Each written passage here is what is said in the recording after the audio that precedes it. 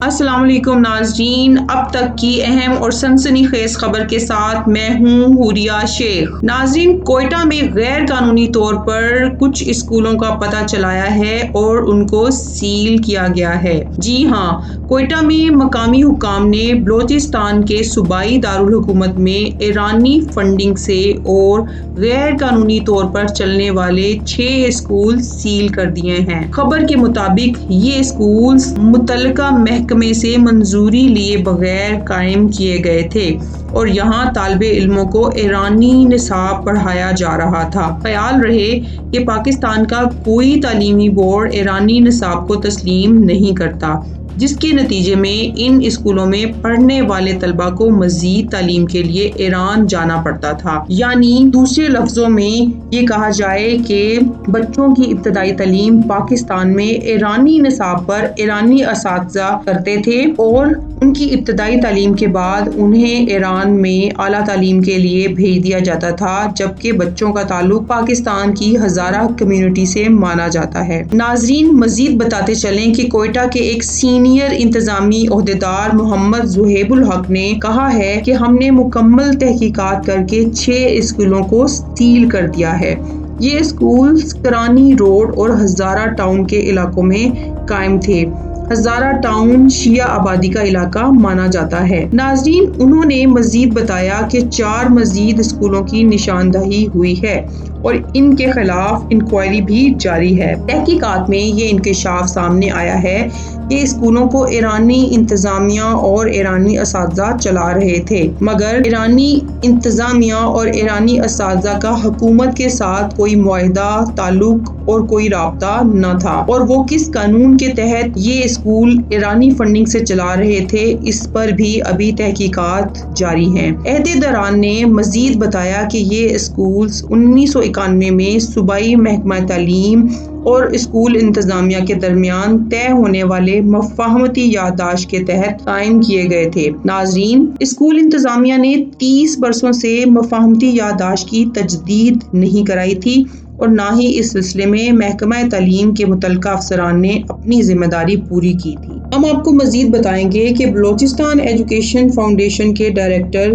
شبیر احمد نے کہا کہ ان اسکولوں کے عہدیداران نے اپنے تعلیمی اداروں کی رجسٹریشن کے لیے حکومت سے کوئی رابطہ نہیں کیا اور نہ ہی کوئی درخواست دی۔ انہوں نے بتایا کہ بلوچستان میں private educational institute registration act کے تحت اسکولوں کے لیے متعلقہ سرکاری محکمے سے رجسٹریشن کرانا بہت ضروری اور لازمی عمل ہے۔ ناظرین، مزید یہ بتائیں گے کہ ملک پاکستان کے تعلیمی اداروں کے اندر ایسے اساتذہ موجود ہیں جو اسلام کے خلاف اور آئین پاکستان کے خلاف پاکستانی طلباء کو اکسانے میں اپنا کردار ادا کرتے ہیں۔ ایسے اساتذہ کے خلاف کارروائی ہونا بہت ضروری ہے، کیونکہ بلوچستان میں پاکستانی حکومت کے خلاف انڈیا، ایران اور اخوانی لوگ کار فرما ہیں اور بلوچیوں کو، جو کہ پاکستان کے محب وطن شہری ہیں، پاکستان کے خلاف اکسایا جاتا ہے اور انہیں ابتدائی یا اوائل تعلیمی نصاب میں وہ چیزیں پڑھائی جاتی ہیں جو انہیں پاکستان کے خلاف کرتی ہیں، جن کا بعد میں دہشت گردی کی صورت میں پاکستان کو سامنا کرنا پڑتا ہے۔ ناظرین، یہ ایک بہت بڑا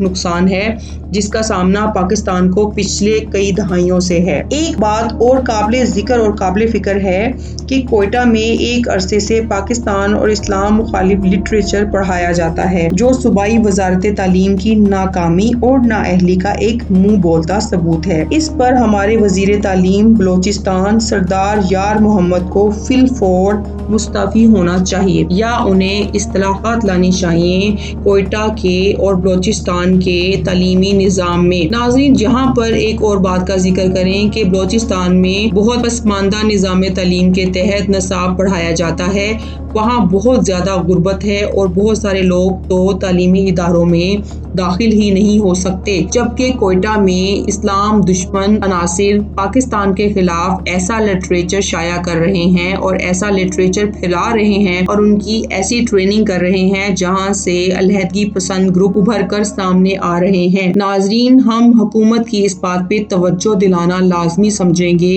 کہ جلد از جلد کوئٹہ اور بلوچستان میں تعلیمی سرگرمیوں کی انویسٹیگیشن کی جائے اور ان کا جائزہ لیا جائے، کیونکہ کسی نہ کسی طرح ہمارے تعلیمی ادارے ہمارے تعلیمی نظام کو صحیح طرح سے نہیں چلا پا رہے اور اس کا بہت زیادہ نقصان ہماری حکومت کو دہشت گردی کی صورت میں سامنا کرنا پڑ رہا ہے۔ ناظرین، آپ جانتے ہیں کہ پچھلے 3-4 سالوں سے جب سے سی پیک پاکستان میں شروع ہوا ہے اور بلوچستان میں سی پیک کی وجہ سے گوادر میں اور بلوچستان میں خوشحالی آنے لگی ہے، بلوچستان کے بہت سارے لوگ اس نظام میں حصہ ڈالنا چاہتے ہیں۔ ناظرین، اب تک کے لیے اتنا ہی۔ مزید خبروں کے ساتھ انفلکس نیوز کے ساتھ جڑے رہیے۔ اگلی خبر تک ہم دوبارہ حاضر ہوتے ہیں۔ اللہ حافظ۔